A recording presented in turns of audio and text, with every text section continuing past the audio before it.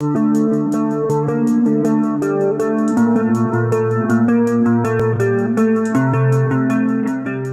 everyone, welcome back to my channel, or welcome if you're new here. My name is Hiba, and here on my channel I discuss recent missing person cases.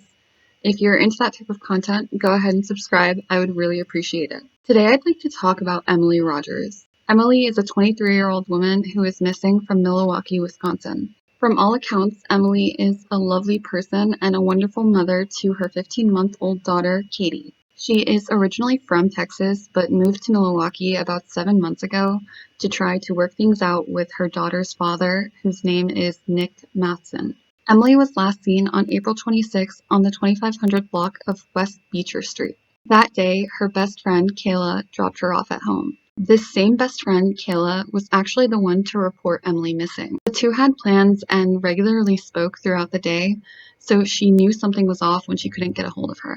She was also supposed to babysit Katie when Emily was at work, however, this never happened. Emily's mother, who still lives in Texas, was also alarmed because she usually spoke to Emily every day. Like I mentioned, Emily has a 15-month-old daughter named Katie. Katie is always with her mother, so at that point she was missing too. It goes without saying that family and friends were very concerned. They became even more concerned when Emily's phone was found discarded in some bushes outside of her home. Some sources state that it was found by locals who were canvassing the area, but others state that her best friend, Kayla, was the one to find it, and that she used an app like Find My Phone. Regardless of who found it though, the phone being discarded is obviously not a good sign. Logically, the next question I ask is, where is Nick during all of this? If you recall, Emily moved to the area to try to work things out with him. So where is he now? How are things going between them? And why wasn't he the one to report her missing? Well, let me tell you a little bit about Nick.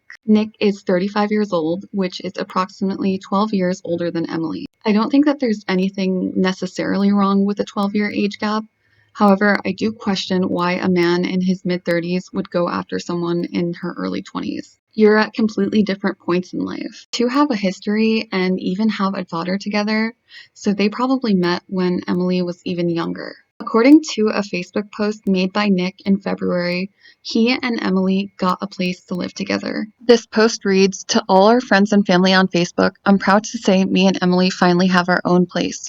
So if anybody can help us out with furniture, let us know. Anything is greatly appreciated." I believe this is the house on Beecher where Emily was last seen. Nick is not a good person. In 2020, he was arrested for lighting his girlfriend's laptop and other property on fire. I'm assuming that the girlfriend being referred to here is Emily. Reports state that a woman's sister called from Texas and was concerned for her sister's well-being. As we know, that's where Emily is originally from. Apparently, the two got into an argument and accused each other of cheating. When officers spoke to the girlfriend, who again I'm assuming is Emily, she told them that she hadn't cheated and that she was actually 7 or 8 weeks pregnant with Nick's baby. Again, this aligns with the timeline of Katie's birth. The girlfriend also told them that Nick had been abusive in the past and that she didn't report it because she didn't want him to go back to prison. That's right, I said back to prison. Nick was previously incarcerated for 8 years.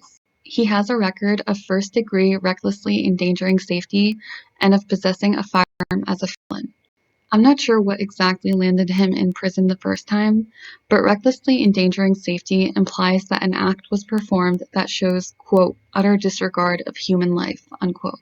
For burning his girlfriend's items, Nick was charged with 1 count of arson of property and 1 count of disorderly conduct, both in relation to domestic violence. Prior to Emily's disappearance, Nick had been in prison. In fact, as far as Emily knew, he still was in prison. In reality, however, Nick had been recently released. According to her mom, Emily was not expecting his release and could have been thrown off. Amy hasn't heard from her daughter since Wednesday. Friends say her boyfriend recently got out of jail and had been sharing his location Wednesday in the park. I know the boyfriend was in jail, and I guess at some point he got out and she wasn't expecting him to be out. Was she concerned about him being out? I never talked to her after that. When the family was able to make contact with Nick, he informed them that Katie was with him and that they were in hiding. I believe he claims that Emily left Katie with him. Her family does not buy this and don't believe that Emily would leave her daughter. I don't buy it either. If what he says actually happened, meaning that Emily left Katie with him, why didn't he report Emily as missing? And why is he in hiding? His story just doesn't make sense. Ultimately, police were able to locate Nick through his social media pings. He was found at his mother's house, and thankfully, Katie was there and unharmed. Emily, however, still hasn't been located. After they were located, Nick was taken in on a parole violation. As expected from someone like him, he hasn't talked or provided any more information or details as to where Emily could possibly be. Is it possible that Nick tried to come back to the home that he shared with Emily and that an argument ensued? As we know, she wasn't expecting him and was probably caught off guard, especially because he had previously burned her belongings.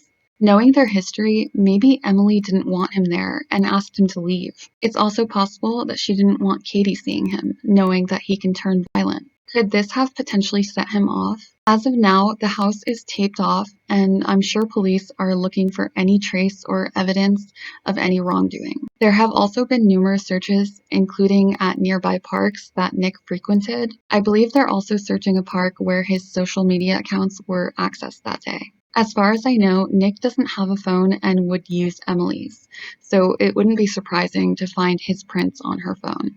I also wanted to highlight some of Nick's posts on Facebook. This post reads, "I want to take a moment to let everybody know how much I appreciate, love, respect, trust, honor, and most of all, how much I love Emily Marie. I see you, Shorty, and I'm proud of you. Look at us go." Another post he made is celebrating Women's History Month, and another one is about Michael Vaughn, a missing boy who I also did a video on if you'd like to check that out. These posts would lead you to believe that Nick is a good person, or that at least he respects women, especially Emily. Unfortunately, we know that isn't true. In terms of other possibilities, it's not impossible that Emily chose to leave. Is it likely? No.